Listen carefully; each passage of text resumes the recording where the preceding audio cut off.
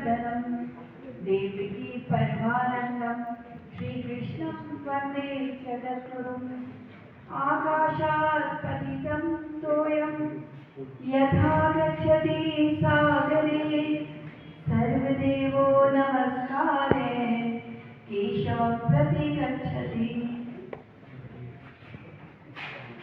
परम सम्मानित प्रधानाचार्य महोदय, विद्वान शिक्षक वृंद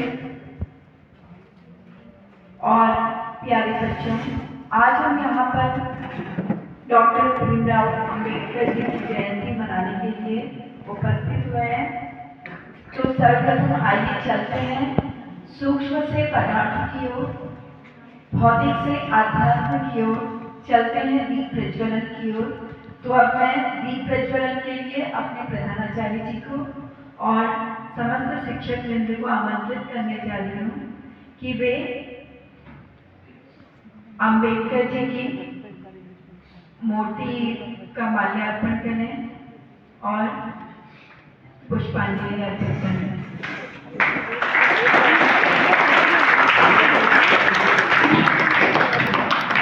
हो गया।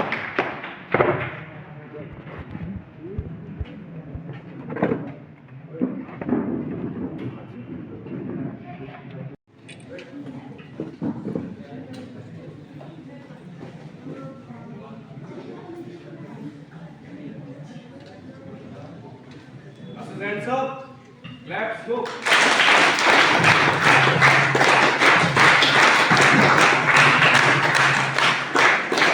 Hands up, let's go.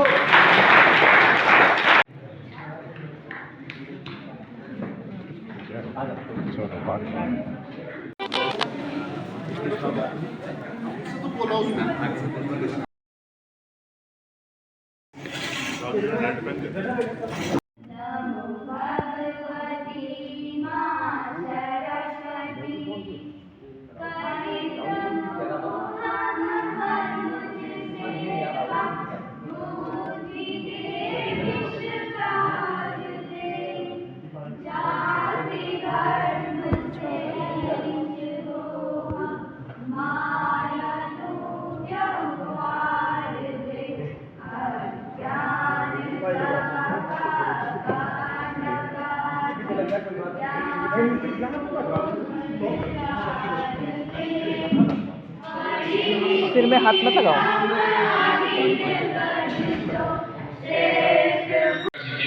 जन्म उत्सव को मनाने के लिए एकत्रित हुए। डॉक्टर भीमराव अम्बेडकर जी का जन्म आज ही के दिन डॉक्टर भीमराव अम्बेडकर जी का जन्म 14 अप्रैल सन 1891 को मध्य प्रदेश में हुआ था। इनका जन्म एक दलित परिवार में हुआ था, जिस कारण इन्हें अपने बचपन से ही सामाजिक असमानताओं का सामना करना पड़ा था। डॉक्टर भीमराव अम्बेडकर वो ढूंढ रहे हैं शब्दों को मैं चैन से कैसे सोता हूँ, वो ढूंढ रहे हैं शब्दों को मैं चैन से कैसे सोता हूँ, वो बेच रहे हैं भारत को, वो बेच रहे हैं भारत को मैं खामोश कैसे रहता हूँ, वो बेच रहे हैं भारत को मैं खामोश कैसे रहता हूँ। दोस्तों, जो व्यक्ति अपने मन से डरता है, दोस्तों जो व्यक्ति अपने मन से डरता है वो जिंदगी के रेस में कभी सफल नहीं होता। तो दोस्तों, आज हमारे इस नाटक के द्वारा हर व्यक्ति बने। आगे देखते हैं आगे। अरे वो दलितो, तुम मेरा घर साफ करने के बजाय गंदा कर रहे हो, अब मुझे फिर से साफ करना पड़ेगा।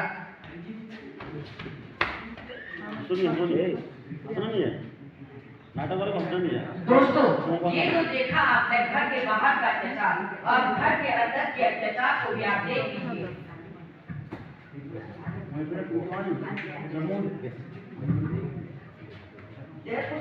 पुस्तक दे मुझे। तेरा काम पुस्तक पढ़ना नहीं है, तेरा काम है घर के काम करना था, घर के काम कर। हंसो मत।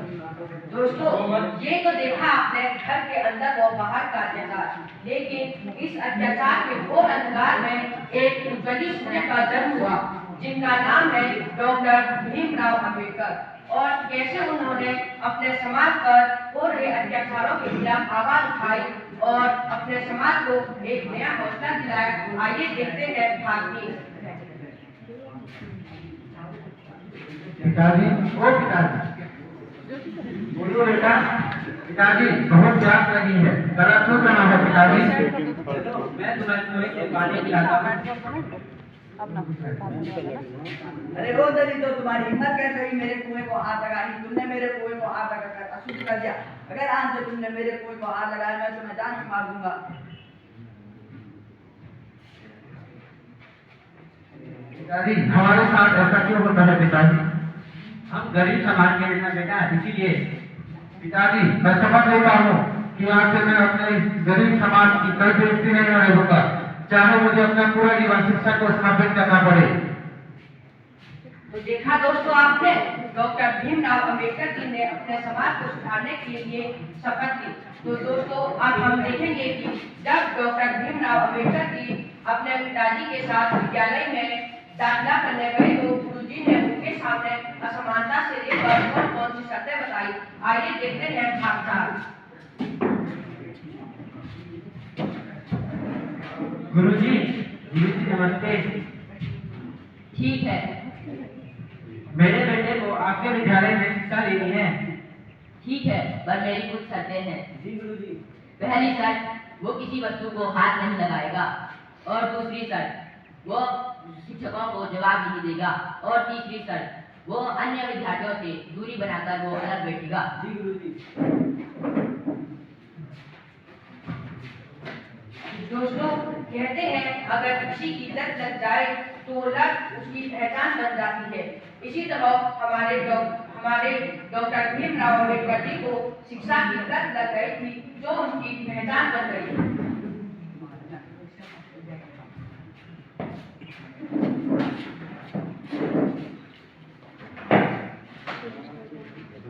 तो बच्चों, आज हम हिंदी का विषय पढ़ेंगे।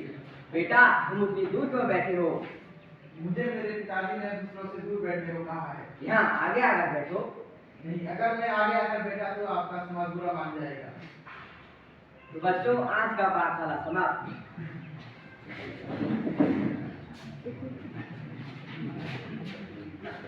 गुरुजी, आपने उस बच्चे को अन्य छात्रों से अलग क्यों बैठाया?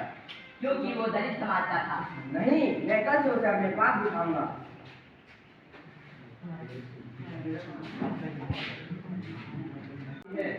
अब सो जाओ, कल कर लेना। नहीं, अगर मैंने अपना आज का काम कल पर छोड़ दिया तो मेरा आज बुरा मान जाएगा। सीधे रहो बेटा।